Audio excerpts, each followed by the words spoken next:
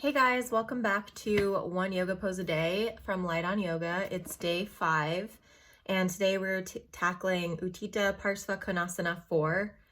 Sorry, I keep reading it like that. The 4 is supposed to denote 4 stars out of 60 in difficulty level. Okay, maybe a little bit more accurate because you have maybe less range of motion, I think, necessary than the last 2 poses, but this pose is extended side angle. It's what we call it usually now. But, Parsva means side or flank, and Kona is angle. This is the extended lateral angle pose. So yeah, extended side angle. So there are a lot of variations for this pose, but let's cover the technique here. It says stand in Tadasana. So far, we've been going into each pose from Tadasana because that's what they say to do from the book. But usually when you're in extended side angle, you don't start in Tadasana in today's vinyasa classes. You usually start in Warrior 1 or Warrior 2, and then even maybe leaning back and then forward into side angle. I think a lot of you will be familiar with this pose.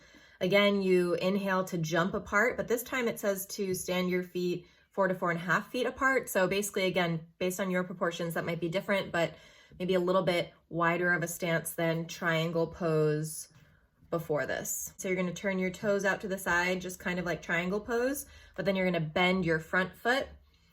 So the foot that's turning even further out, not the foot that's turning in. And then you're going to place your palm on the floor by the side of the foot for the right armpit covering and touching the outer side of the right knee. So we're going to start on the right side and follow this. It says tighten the loins and stretch the hamstrings. The chest, the hips, and the legs should be in a line in order to achieve this. Move the chest up and back. Up and back. Okay. Stretch every part of the body, concentrating on the back portion of the whole body, especially the spine. That's what it says. Stretch the spine until all the vertebrae and ribs move, and there is a feeling that even the skin is being stretched and pulled. That's something that sounds like my Baptiste-style power yoga training days. They would always say, like, hug the muscles to the bone, hug the skin to the muscle, talking about, like, not just one aspect of you is moving. It's, like, every part, including even the skin. Remain in this pose for half a minute to a minute. So that's a commonality we're seeing so far. Breathing deeply and evenly, inhaling and switching sides. Breathe the same amount of time. And then exhale and jump back to Tadasana. It says this asana tones up the ankles, knees, and thighs. It corrects defects in the calves and thighs. So here we're finally seeing about like correcting these physical defects, like I mentioned in a previous video. Develops the chest. Maybe he means the muscles. And reduces fat around the waist and hips.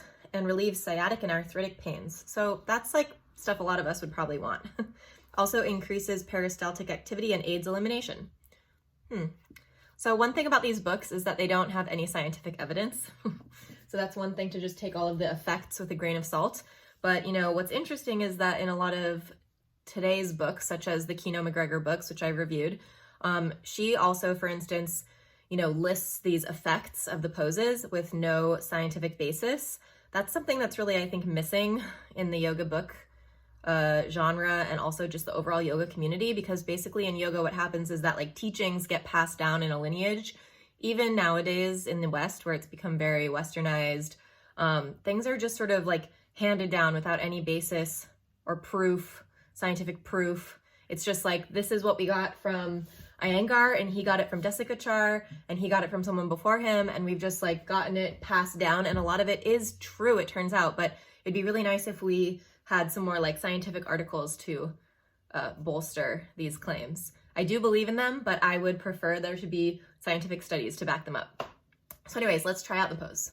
Okay, so I'm starting in Tadasana, and I'm gonna jump my feet apart about 4 to 4.5 feet, which I just barely have enough room to do here. So you inhale and jump, and then we'll start with the right, so you turn those toes out, turn your left toes in a little bit. Everything should be in one line, just like triangle. Arms out wide, and then you bend the front knee to a 90-degree angle. So you can already tell that this is actually a pose called Warrior 2, which we haven't gotten to yet, but this is why in vinyasa classes nowadays you usually go into side angle from Warrior 2, because you're already halfway there. So often you'll be told to lean up and back, which is a reverse warrior, because that creates lots of nice length in the side, and then you can bring that length with you, which you're gonna need a lot of length here to reach. Get your armpit over the knee, like he says, and put your hand down on the ground outside your foot. Other arm goes up and over your ear. So everything stays in one line. However, I feel a pinch in my right hip here because of my flexibility, just doesn't really have full comfort there. So a modification you can use if you can't reach the ground or it's uncomfortable or it's pinching. You can just rest your forearm on your thigh and just lift your top arm like triangle pose, or over your ear, which is the way that Iyengar says to do it, with your palm facing down.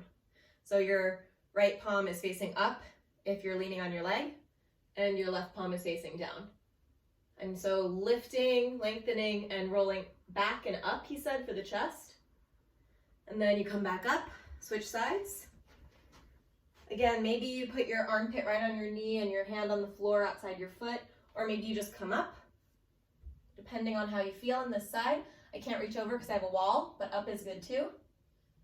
And then you come out, same way you went in, jump your feet in, Tadasana. So that's it, although you're gonna wanna hold it for a little bit longer.